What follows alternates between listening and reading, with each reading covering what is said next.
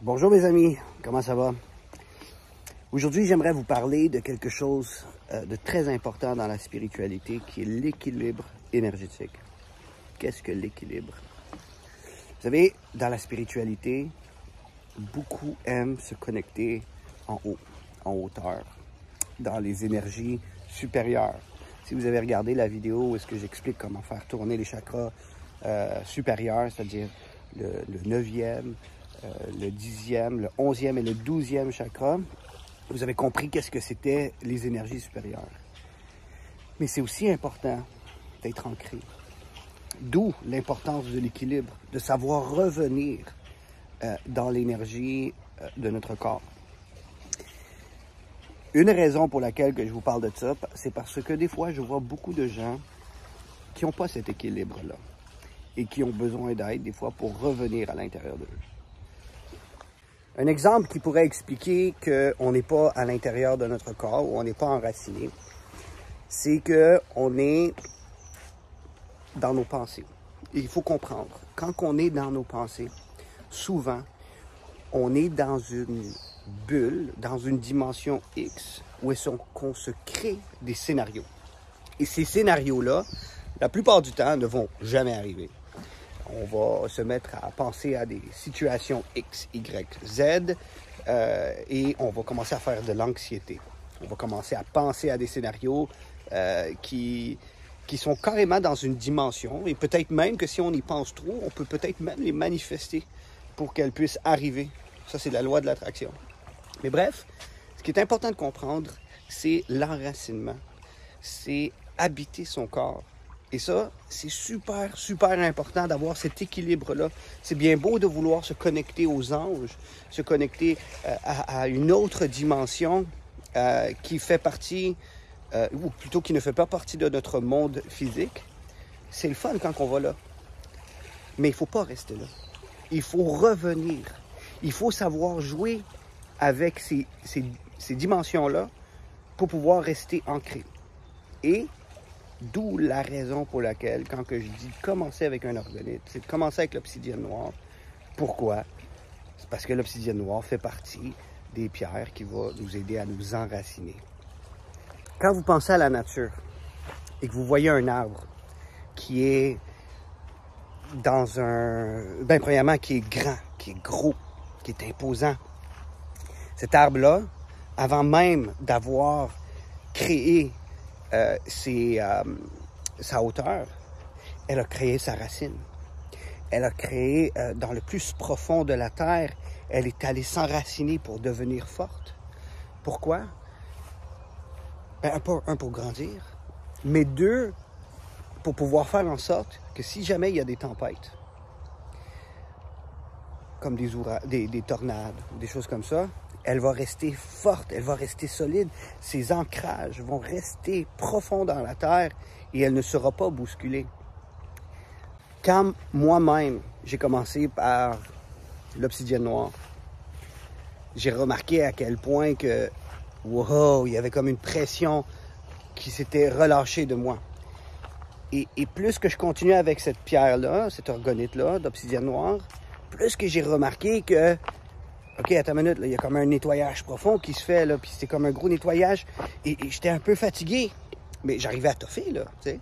Mais, par la suite, ce qui s'est passé, après 3-4 jours, c'est que j'ai ressenti comme si mon esprit était beaucoup plus fort. Comme si mon esprit, tu sais, si, mettons, tu es là devant moi puis que tu veux me pousser, me donner une tape, ben moi, ça se peut que je recule par ton agissement. Je pouvais aussi ressentir ces choses-là, mais dans mon esprit. Ça veut dire que si tu rentrais dans ma bulle ou si tu essayais de me donner ton énergie négative, je pouvais me sentir bousculé. Mais après avoir porté l'obsidienne noire pendant un certain temps, pendant, mettons, 3-4 jours, j'ai ressenti que même si tu essayais de m'affecter avec ton énergie, ça ne marchait pas. C'était comme si tu pouvais venir me pousser, me donner des coups spirituellement et je ne bougeais pas. J'avais compris c'était quoi être ancré spirituellement. Bien entendu, par la suite, j'ai fait « Wow! Si l'obsidienne noire va faire ça, eh bien, j'ai hâte de voir c'est quoi que les autres pierres d'ancrage vont faire. Et c'est là où est-ce que j'ai travaillé avec la tourmaline noire, que j'ai travaillé avec la shungitellite, que j'ai travaillé avec la spinelle noire. Et d'autres pierres d'ancrage, comme la hyperstance. Il y en a plusieurs autres. Il y a la sintamani qui m'a amené vraiment comme profond dans la Terre. Ça, c'est une astéroïde qui vient de l'espace, bien entendu, un peu comme la moldavite, sauf que c'est une pierre qui va aller vraiment t'ancrer. Et si la rhodysite t'amenait dans le 12e chakra, la sintamani t'amenait carrément dans le centre de la Terre. Et oui, il y a d'autres chakras qui s'en vont jusque-là aussi pour te garder ancré. Et des fois, ces chakras-là, elles ont besoin d'être travaillés. Donc, comment qu'on fait pour travailler ces chakras-là? Je vous l'explique. Tout chakra se travaille dans le mouvement. Ça veut dire que il faut que... Bon, vous comprenez que votre chakra, c'est pas quelque chose que vous allez peser sur le piton et qu'elle va fonctionner. Il faut vraiment que vous vous concentrez sur son énergie. Je l'ai déjà expliqué dans une vidéo. Dans les films de Disney, de Star Wars, il y a des images qui sont cachées. Et la vérité, c'est que tu peux tout créer avec ton cerveau. Tu peux tout travailler avec ton cerveau et créer le mouvement avec ça. Faites juste penser, par exemple, à un chakra. Si vous allez regarder une de mes vidéos dans le passé où est-ce que j'ai expliqué comment faire tourner les chakras, ben, vous avez simplement à le faire à l'intérieur de vous cette fois-ci. Par exemple, pensez à votre chakra du cœur. Et quand vous pensez à votre chakra du cœur, imaginez une boule qui est en mouvement dans votre chakra du cœur. Des fois, il y a des gens qui vont dire, quand tu penses au chakra du cœur, il faut que tu penses à la couleur vert ou à la couleur rose. Si vous voulez, si ça vous fait du bien, faites-le. Mais vous n'avez pas besoin de couleur. Vous avez juste besoin de concentrer sur l'énergie qui est là et de le faire tourner. Et vous pouvez faire la même chose pour le plexus. Vous pouvez faire la même chose pour le sacré et la racine. Dans chacun des chakras, vous avez le mouvement qui se fait au niveau du chakra et vous avez aussi, comme dans le dos du chakra. Par exemple, le 3e œil, ben, la porte extérieure, mettons, la porte de sortie serait ici. Fait que vous pouvez aussi le faire tourner là. Mais ça, c'est à un autre niveau. Et par la suite, vous avez aussi les chakras, comme par exemple, il y en a un comme au milieu des genoux. Il y en a un en dessous des pieds. Et par la suite, vous avez un système de 12 chakras qui s'en vont jusqu'au centre de la Terre. Fait que vous pouvez vous concentrer vous-même à travailler et à faire tourner ces chakras-là, à les ressentir premièrement. Et même si vous avez de la difficulté à les ressentir, vous pouvez par la suite les faire tourner. Et ça, vous le faites avec votre esprit. Comme la vidéo où est-ce que j'ai expliqué pour faire tourner les chakras en haut. Ça vous appartient. C'est votre esprit, c'est votre travail que vous allez faire et qui va vous développer dans la spiritualité et dans l'ancrage. Maintenant, il y a une des raisons pour laquelle que les gens aiment beaucoup mon travail. C'est parce que, bon, j'amplifie la fréquence des cristaux, ce qui fait en sorte que ça travaille beaucoup plus rapidement. Et quand on utilise mes orgonites, qui sont techniquement 2 types de mouvements qui amplifient la fréquence des pierres, et vu qu'elles sont déjà dans le mouvement, elles vont aller travailler pour toi sans que tu aies à y penser, sans que tu aies à réfléchir, elles vont travailler pour toi. Alors, c'est pour ça que des fois, si vous voyez que vous êtes beaucoup dans votre esprit, beaucoup dans votre tête, et que vous avez commandé des orgonites, parce que vous le savez, moi je le dis souvent, quand vous achetez des orgonites, allez-y étape par étape. Comme quand vous êtes prête à passer à un autre orgonite, vous allez le savoir à l'intérieur de vous. OK, voici ce que je veux travailler. Vous pouvez aller regarder sur ma page Etsy pour voir les descriptions des pierres qui sont là. Ou vous pouvez venir me voir directement, m'écrire à Israël, voici ce que je vis, voici les améliorations que j'ai vécues avec certains des orgonites, mais là, je veux travailler cet aspect-là. Puis moi, ben, je peux aller me connecter à votre énergie, puis aller vous vous préparer à votre prochaine étape, puis vous dire, OK, ben voici. C'est pour ça que des fois, les gens, ils me disent, hey, j'aimerais ça, travailler ça. Puis je leur dis, commence par ça. On va aller voir comment que tu vas réagir par rapport à ça. D'où la raison pour l'obsidienne noire, puis l'hématite magnétite. Je vous dis souvent, commencez par le nettoyage. Des fois, quand on nettoie, tu sais, si, mettons, oh, wow, je viens de voir un aigle qui vient de passer sur le dessus de ma tête. Oh, c'est magnifique. Des fois, quand on veut faire, mettons que, je sais pas, on est impatient. On n'a pas de patience, on ressent tout comme si tout nous taperait ses nerfs, ben c'est sûr que j'ai un orgonite qui va aller aider pour ça. Ça s'appelle la holite.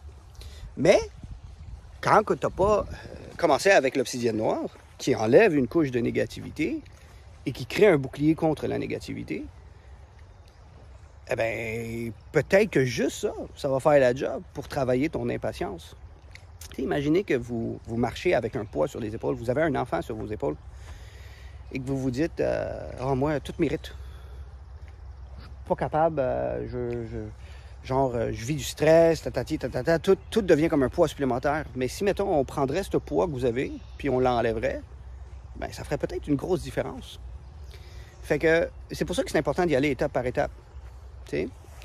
Fait que, beaucoup l'ont expérimenté aussi avec la triple protection, à quel point que ça t'ancre aussi profondément, puis que si, mettons, vous avez des bousculements énergétiques, c'est comme si vous êtes plus fort à l'intérieur de vous. Mais je vous encourage fortement aussi à pratiquer l'exercice de faire tourner les chakras à l'intérieur de votre corps. Vous allez voir.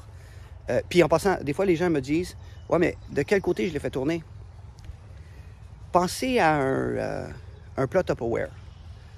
Quand que... C'est-tu Tupperware? Non, mettons un pot de cornichon. Quand vous l'ouvrez, vous pensez à l'ouverture qui se fait comme ça, OK? Dans les sens contraires d'une aiguille d'une montre. Quand que vous le fermez, vous y allez de cette façon-là. Fait qu'essayez de voir, de quelle façon que l'énergie veut circuler à l'intérieur de vous. Si vous le faites tourner d'un côté et que ça va bien, puis vous vous sentez mieux, bien, vous êtes dans un bon tournant. Puis si vous le faites tourner de l'autre côté, puis que vous voyez comme aussi une différence, à vrai dire, l'important, c'est le mouvement. Mais des fois, moi-même, je peux remarquer que dans certaines, tu sais, comme, mettons que ça tourne, d'un bord, que je me sens mieux que quand je le fais tourner de l'autre côté. Et ça, c'est pas moi qui va vous dire, faites-les tourner de ça ou de celui-ci. C'est vous qui allez expérimenter ça. Pensez à le film Les Apprentis Sorciers, ou avec Nicolas Cage, ou que, comment il s'appelle, le film Doctor Strange, quand il fait tourner l'énergie, quand il est dans le mouvement, quand il se pratique. C'est à force de pratiquer qu'on devient bon. Bon, on n'est pas dans des films fantastiques, mais on a quand même la possibilité de jouer avec l'énergie. Et plus qu'on pratique, plus qu'on devient bon. Une des raisons pour laquelle que je suis bon dans ce que je fais, c'est parce que j'ai pratiqué et j'ai pratiqué. Et ça, c'est le meilleur investissement que vous pouvez faire pour vous. Quand vous travaillez votre esprit, vous travaillez sur vous. Et ça, il n'y a pas personne qui va vous l'enlever. Une affaire que je vais vous dire. Je pense qu'un des milliardaires les plus riches du monde a dit, tu peux aller te former dans plusieurs travails. Tu peux devenir riche par, de la business, d'accord? Mais si tu n'as pas travaillé sur toi, je veux dire dans ton esprit, c'est comme si tout ça était en vain. Je vais vous expliquer une affaire. Quand je suis venu au monde, j'ai vécu comme un enfant. J'ai vécu des choses où est-ce que j'étais inconscient. Je me rappelle encore dans les bras de ma mère. Je me rappelle le toutou bleu que j'avais sur le sofa. Plus que j'ai grandi, plus que il y avait cette voix à l'intérieur de moi où est-ce qu'il me disait les choses qui étaient bien puis les choses qui n'étaient pas bien.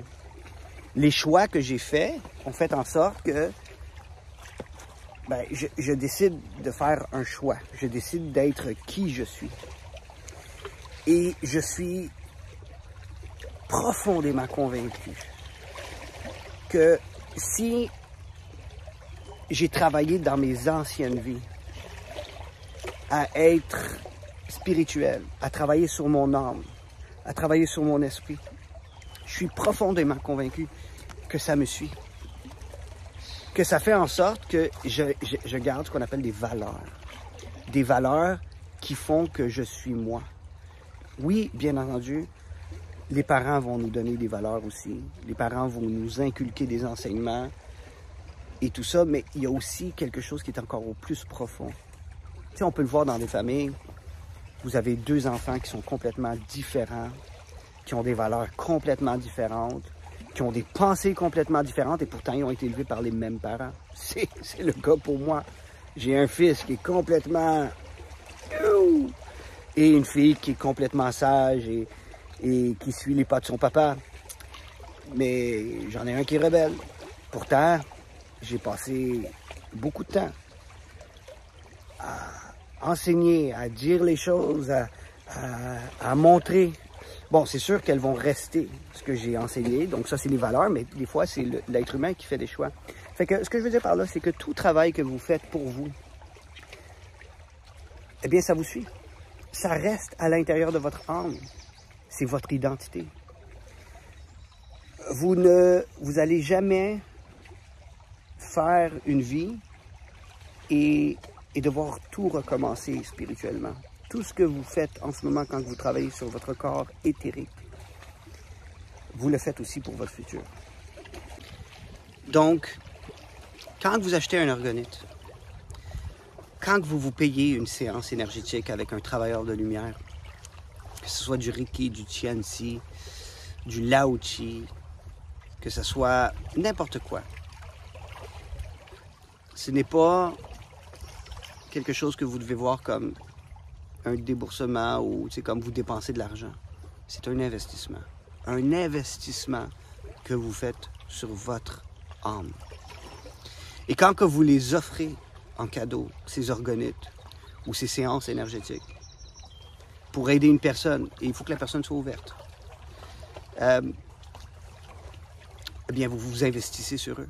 Vous les aidez, puis pour beaucoup d'entre vous qui savez que vous avez offert des orgonites, vous le savez que c'est un investissement souvent que la personne va s'ouvrir par la suite à la spiritualité. Il y a quelque chose que je vais dire qui est un peu plate, mais dans la spiritualité, beaucoup de monde parle du nouveau monde.